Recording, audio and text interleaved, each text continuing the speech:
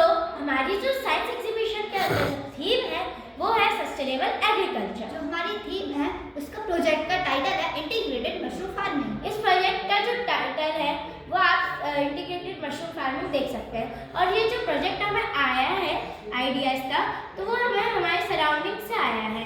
जो हमारी सराउंडिंग्स की जो प्रॉब्लम है, जैसे कि किसान पराली एग्रीकल्चर वेस्ट यानी कि जो पराली है उसे जला के इन्वायरमेंट को हार्म पहुँचाते हैं। तो हमने इस अपने प्रोजेक्ट में ये किया है कि हमने जो पराली है उसे ऐसा कंपोस्ट यूनिट ऑन साइट ऐसा कंपोस्ट यूनिट में ट्रांसफ़र किया है।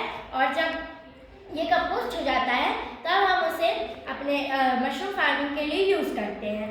जब हमारे मशरूम्स ग्रो हो जाते हैं तब हम उन्हें हार्वेस्ट करने की प्रोसेस पे आते हैं। जब हम उन्हें हार्वेस्ट करने की प्रोसेस पे आते हैं तो जब हम उन्हें हार्वेस्ट करते हैं जो वेस्ट रहता है तो हम उन्हें रिसाइकिल कर, जैसा कि आप देख सकते हैं हमने ये अपने जो मशरूम फार्मिंग की है ये हमने कंपोस्ट के अंदर अपने मशरूम्स उगाए हैं। उनके हार्वेस्ट के बाद ये जो वेस्ट बचेगा उसे हम दोबारा अपने एग्रीकल्चर में यूज़ कर लेंगे और इससे वेस्ट हमारा रिसाइकिल भी हो जाएगा। और इसके कुछ बेनिफिट्स हम बता रहे हैं आपको। इसका पहला बेनिफिट है लेस पॉल्यूशन। जो हमारे आसपास जो पॉल्यूशन होता है चलाने से वो नहीं हो, क्योंकि हम इस वेस्ट को दोबारा रिसाइकिल कर लेंगे। और जो हमारा दूसरा है ये हमारी हेल्थ पे बहुत ही बेनिफिशियल है, क्योंकि हम इस पर स्मोक नहीं कर रहे हैं, क्योंकि हम कुछ जला नहीं रहे हैं अपना वेस्ट, तो इससे स्मोक प्रोड्यूस नहीं हो रहा है जिससे हमारी लंग्स को इफेक्ट नहीं हो रहा है। तो हमारी लंग्स से हेल्दी रह रही हैं। और हमारा इस फार्मर्स के दो बेनिफिट्स हो रहे हैं इसमें, जो हम हार्वेस्ट कर रहे हैं उसे भी बेच के और जो पराली है उसे कम जला के।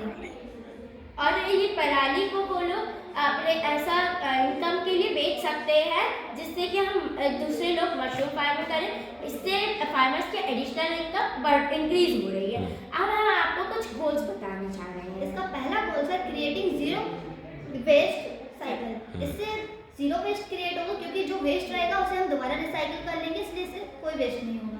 और इसका जो दूसरा गोल है वो ये है रिड्यूस एनवायरमेंटल पॉल्यूशन, क्योंकि हम कुछ कहीं फेंक नहीं रहे हैं, कहीं जला नहीं रहे हैं, तो इससे हमारे एनवायरनमेंट को कोई हार्म नहीं हो रहा है।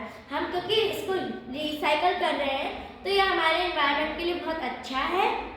और अब हम आपको कुछ प्रिंसिपल्स बताने जा रहे हैं इस प्रोजेक्ट के। इसका पहला प्रिंसिपल है रिसोर्स रिकवरी। जो सॉइल रहती है वो ऑलरेडी फर्टाइल रहती है, जिससे हमारे मशरूम को जल्द से जल्द रिसोर्स रिकवरी करने में हेल्प होती है।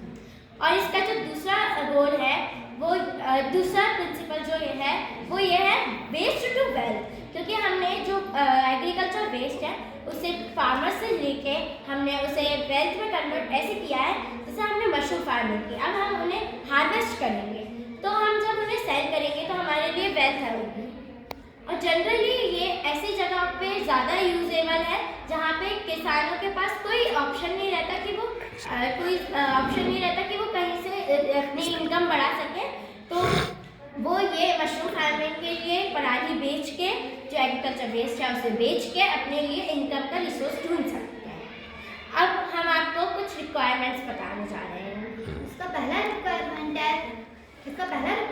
है रॉ मटेरियल। जैसे कि जो हार्वेस्ट होता है उसमें भूसा टाइप निकलता है, वो हम दूसरे जानवर को देके उसे यूज़ कर सकते हैं।